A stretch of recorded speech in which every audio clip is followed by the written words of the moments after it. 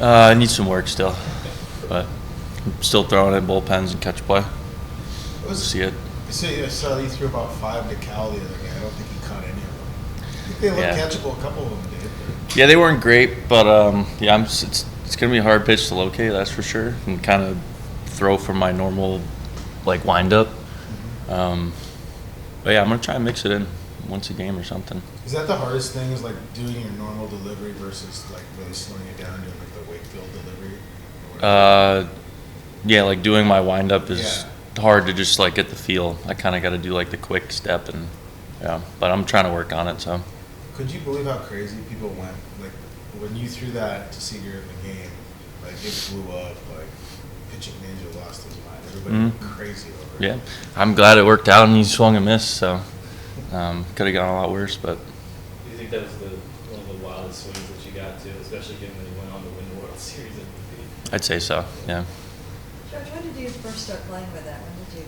Knuckleball? First knuckleball, yeah. Little League. I was fastball knuckleball. My cousin William and Kevin and Steven, we would hang out in the backyard and they'd throw me knuckleballs, and I was like, hey, I want to learn that. So I've been throwing it since 10 years old. I mean, aside from that pitch, it just seems like the fortification of the rest of your repertoire really took another step forward.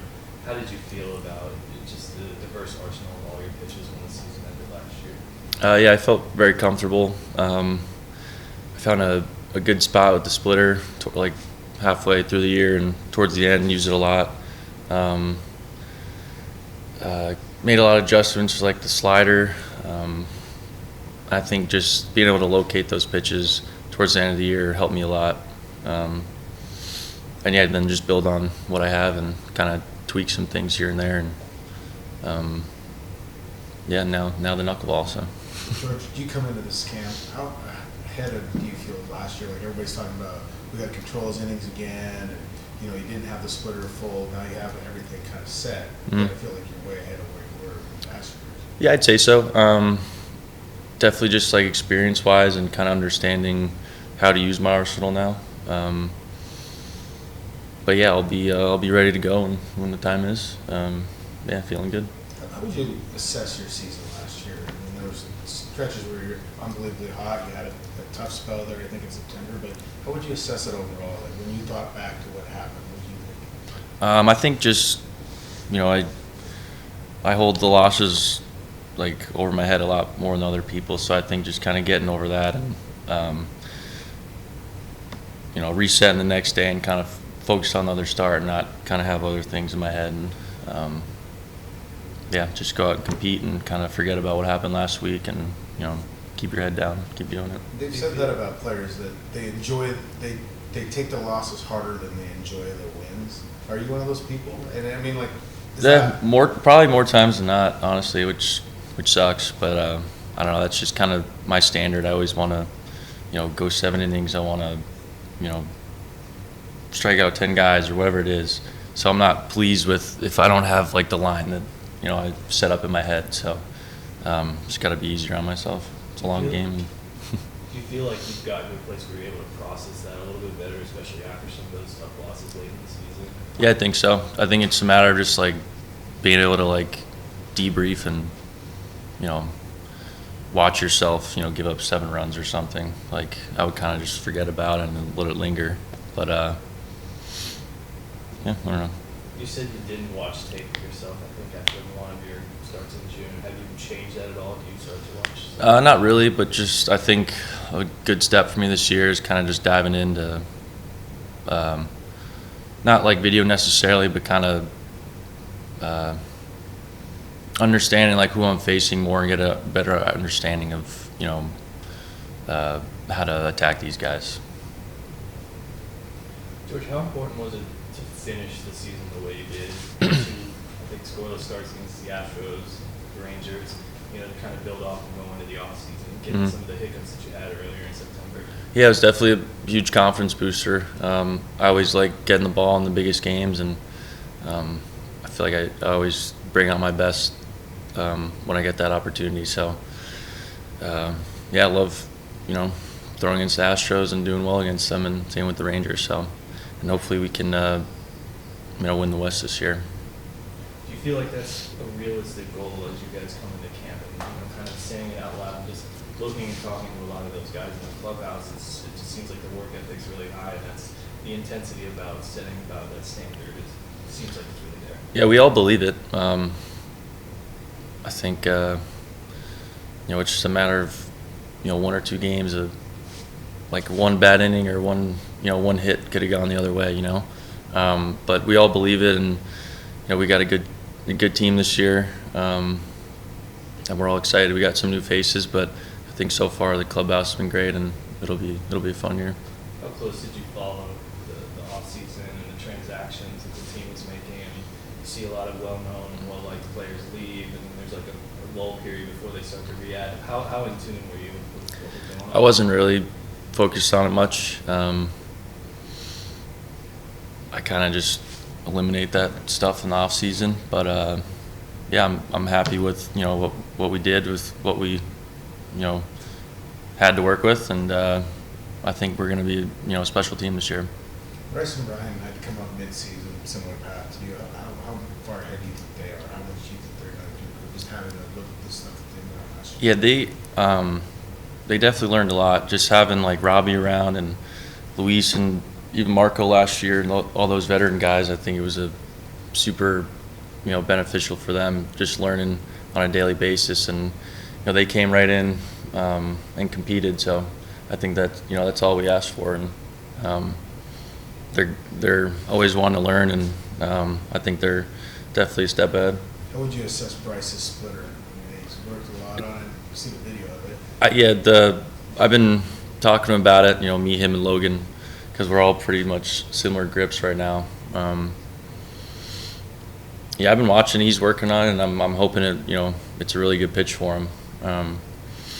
I think just the deception with the fastball and splitter is like just huge difference from what we were doing, like trying to manipulate a changeup and stuff like that. So I think it's going to be a huge pitch for him this year. George, going back to attacking hitters, I think when pitchers come up, it's the catcher or my best stuff against them. How do you kind of develop into kind of more pitching and knowing their strengths and weaknesses and going at that? Are you speaking like in terms of Cal? Like, sorry, can you repeat that? How you want to attack. How I want to attack? How do you, as opposed to, I'm just going to throw my best pitch or I'm going to give them my best stuff, as far as kind of a little bit more playing to their weaknesses? Or Yeah, for me, I'm always going to pitch my strengths. I don't care what they're good at. Here's my fastball, and like try to hit it. And I'm going to locate in the zone, and I'm going to beat you in the zone, and you're not going to get a free base. So like my mentality is always going to be that, but I think just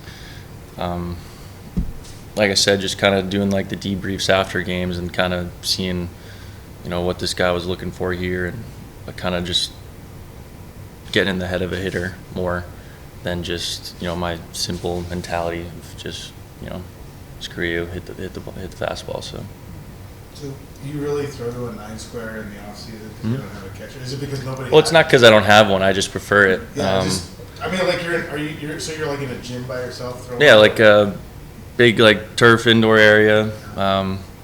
When it's time for me to get on the mound, I put the 9 pocket there. I've been doing it for probably 4 years now in the off season. Haven't even thrown anybody since I came here. I just like to be super like target oriented. Then it kind of just is muscle memory at that point. I'm focused on hitting that square, the top left corner or the bottom right. And then when I throw to the net, I just put an X at the wall and try and hit that X every time. I think you got to practice. People say like don't aim the ball, but I'm trying to throw to that spot, so I'm going to practice doing that. Sometimes too, I would imagine like it's just a net. Like you don't have somebody talking to you and everything. It's just your focus. Headphones and just focus on this X. Yeah. What do you listen to when you do that? Dubstep. I like the crazy stuff. Yeah. If we put the 9 pocket up and we told you to go center, like a dart scene in a movie, and we gave you 10 balls, how many times do you go center? Probably 7 or 8. Really? Yeah. how are you at darts? I'm okay. Yeah, better pitcher. Because I just like the scene in Ted Lasso when they're throwing the darts. This is what it reminds me of. Like you don't know. We didn't know that you did that. Yeah, but I don't know, I started doing it that one year, probably after the 2020 season, and I kind of just, sometimes it's boring not having a, person to play catch with, but I'm super focused, and like I said, I just like to be really, nitpicky with where I'm throwing stuff, so.